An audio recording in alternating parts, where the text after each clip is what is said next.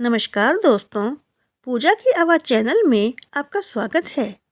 हमारी आज की कहानी का शीर्षक है अनोखा निर्णय।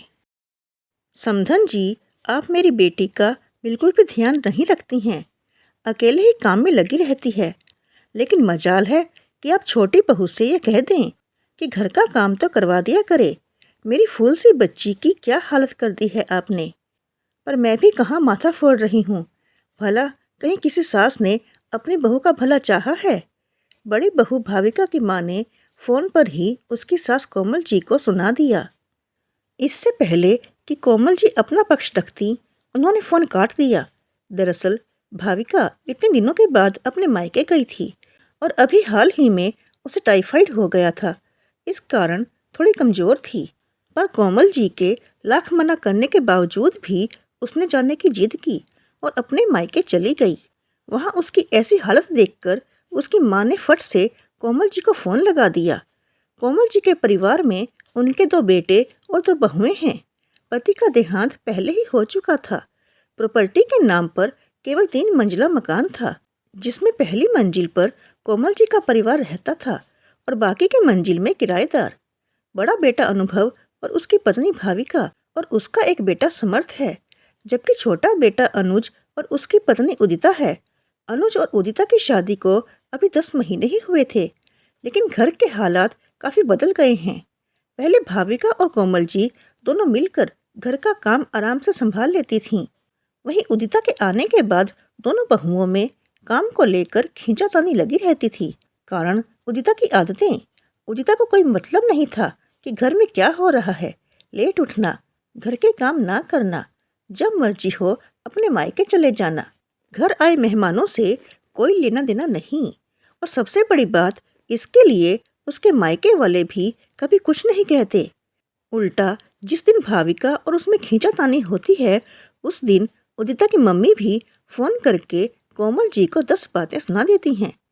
ऐसा नहीं है कि कोमल जी ने कभी उदिता को समझाने की कोशिश नहीं की।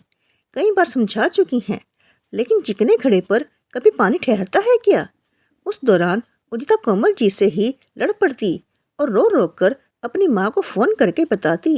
और उसके बाद उदिता के माता पिता कोमल जी को फोन पर या कभी उनके घर आकर 10 बातें सुना जाते। उदिता के आने के बाद भाविका में भी काफी बदलाव आ चुका था। अब उसकी भी मर्जी होती तो वह भी कोई काम कर लेती, अन्यथा अपने कमरे में जाकर बैठ जाती। जरा जरा सी बात पर अपने माता पिता को फोन कर देती। अपनी दोनों बहुओं के बीच में कोमल जी पिस चुकी थीं। भाविका को जब टाइफाइड हुआ तो भी कोमल जी ने ही पूरा घर संभाला।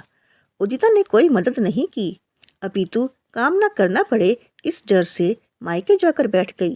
पर बजाय कोमल जी के पक्ष को समझने के, भाविका और उसकी माँ ने इस तरह से बातें सुना दी, जो कोमल जी को काफी हद तक बुरी लगी।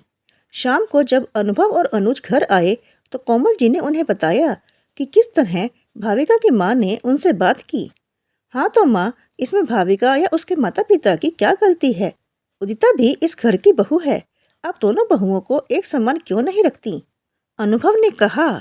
तो अनुज बोला, भैया बस, भाभी अपने पिहर जाकर बैठ गईं। उसमें उदिता की क्या गलती, वह तो यहाँ पर थी भी नहीं। अच्छा, भाविका क्या इस घर की नौकरानी है जो दिन भर घर के काम में लगी रहेगी। वह भी आखिर एक इंसान है।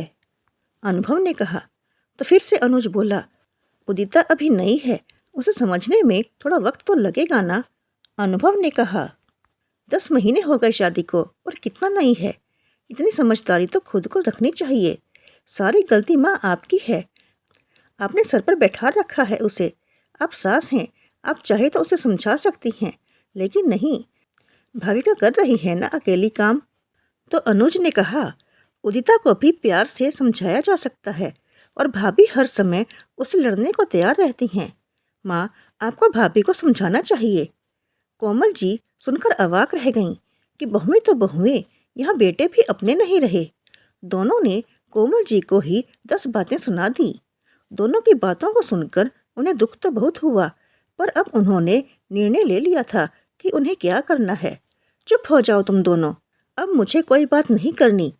अपनी अपनी पत्नियों को फोन करो कि कल की कल यहाँ मौजूद हो जाएं। बस इतनी ही बर्दाश्त करने की हद है मेरी। कोमल जी ने इतनी जोर से चिल्लाकर कहा कि दोनों भाई बिल्कुल चुप हो गए।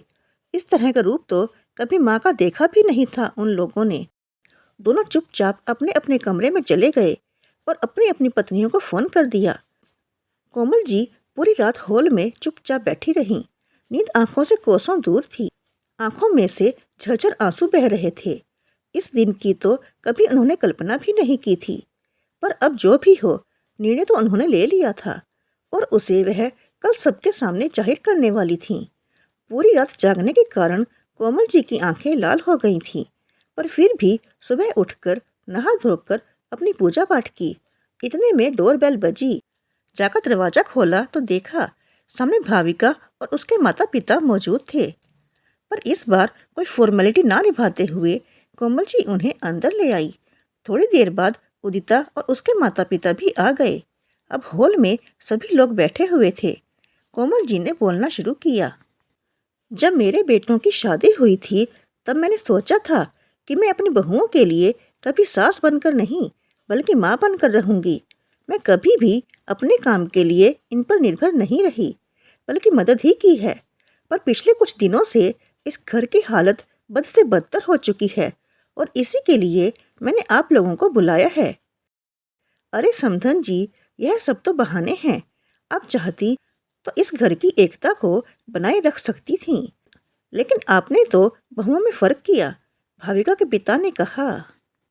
जिस घर में घर का मुखिया कमजोर होता है उस घर में यह सब होता ही है और इसके लिए आप हमारे बच्चों को दोष नहीं दे सकती। अब की बार उदिता के पिता ने कहा।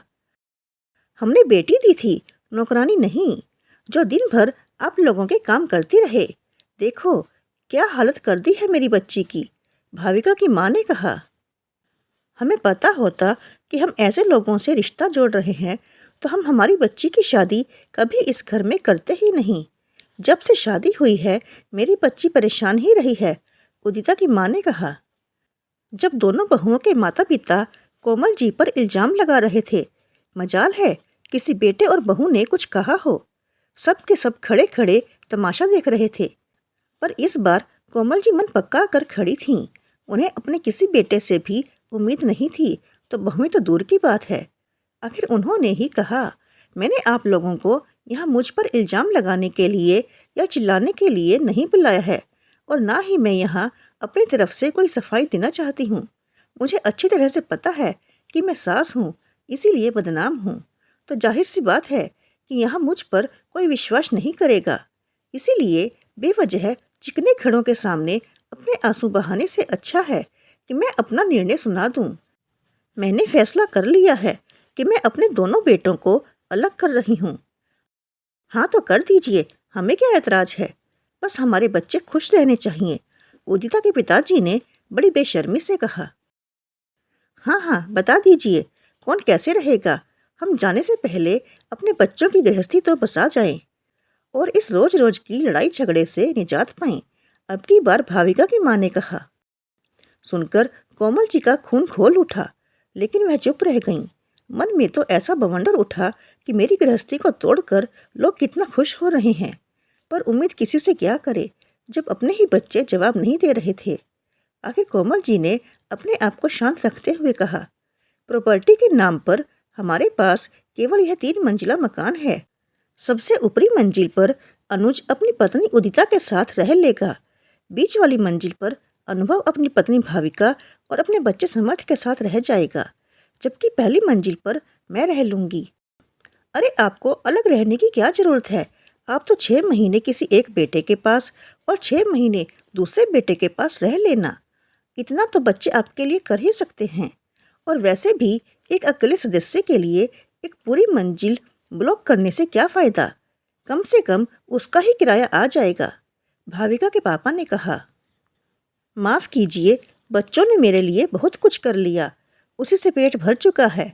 मेरे हाथ पैर अभी चलते हैं और मैं अपना काम खुद कर सकती हूँ और जब ज़रूरत पड़ेगी तो मैं देख लूँगी। जैसे अपनी बेटियों के लिए आप लोग आए हैं, वैसे ही भगवान की कृपा से अभी तक मेरा मायका है और उन पर भी बोझ ना बनकर मैं नौकर रख लूँगी। इसलिए नीचे वाली मंजिल पर मैं अकेले ही रह लूँगी। हाँ, तो अभी मेरी बात पूरी नहीं हुई है। अब क्या है, हो तो गया फैसला। अब तो बस किराएदारों को बोलिए ताकि वह खाली करें और हम लोग हमारे बच्चों को सेटल करें। अभी आपने आधा निर्णय सुना है, अब पूरा भी सुनिए। मैं किराएदारों को मंजिल खाली करने को कह रही हूँ। मेरे दोनों बेटे बहुएं अपनी अलग गृहस्थी बसा सकते हैं, तो मेरा खर्चा कैसे चलेगा? यह मकान मेरे नाम पर है। मेरी ज़रूरत तो इसके किराए से ही पूरी होती थी। तो जब तक मैं जिंदा हूँ, मेरे दोनों बच्चों को किराया चुकाना पड़ेगा। अरे, भला यह क्या बात हुई? कोई अपने ही बच्चों से भी किराया लेता है क्या? पर मैं लूँगी, अपने बच्चों से किराया ज़रूर लूँगी। मेरा कौन सा पति बैठा है जो मेरा खर्चा उठाएगा? और अगर ये लोग किराया नहीं चुकाना चाहते तो वे कहीं और अपना सेटलमेंट कर सकते हैं। मुझे उससे भी कोई एतराज़ नहीं है। अब आप लोगों का क्या निर्णय है? अपने आप डिस्कस कीजिए और मुझे बता दीजिए। देखिए समधन जी, अगर लोगों को पता चलेगा कि आप अपने बच्चों से किराया लेती हैं तो वे आपके बारे में क्या सोचेंगे? अंदाजा भी है आपको? माफ़ कीजिएगा समधी जी, इतने दिन से लोग ही कह रहे हैं और मैं सब कुछ सुन रही हूँ। किसी ने मेरा पक्ष समझने की कोशिश नहीं की। अब बहुएं समझना नहीं चाहती तो बेचारी सास क्या करे? सास बदनाम होती है, पर यह जरूरी भी नहीं कि सभी सास एक जैसी होती हैं। मैं तो वैसे भी बदनाम हूँ, तो थोड़ी सी बदनामी और सही। मैं कमरे में जा रही हूँ ताकि आप लोग बैठकर डिस्कस कर सकें। कोमल जी ने हाथ जोड़े और चुपचाप उठकर अपने कमरे में चली गईं। आज पहली बार कोमल जी इतने स्पष्ट तरीके से बोली थीं और उनका रुख देखकर सभी लोग हैरान थे। सब ने कोमल को समझाने की पूरी कोशिश की, पर वे अपने फैसले पर अडिग रहीं और आखिरकार जो कोमल जी चाहती थीं वही हुआ और उनके दोनों बेटे आज उन्हें किराया चुकाते हैं। लोग बातें जरूर करते हैं, पर कोमल जी अपने में मस्त रहती हैं। तो दोस्तों, आपको ये कहानी कैसी लगी? आशा है आपको ये कहानी ज़रूर पसंद आई होगी। और यदि कहानी पसंद आई हो तो इसे लाइक, शेयर और हमारे चैनल को सब्सक्राइब जरूर करें। तो मिलते हैं ऐसी ही एक मज़ेदार कहानी के साथ अगली वीडियो में।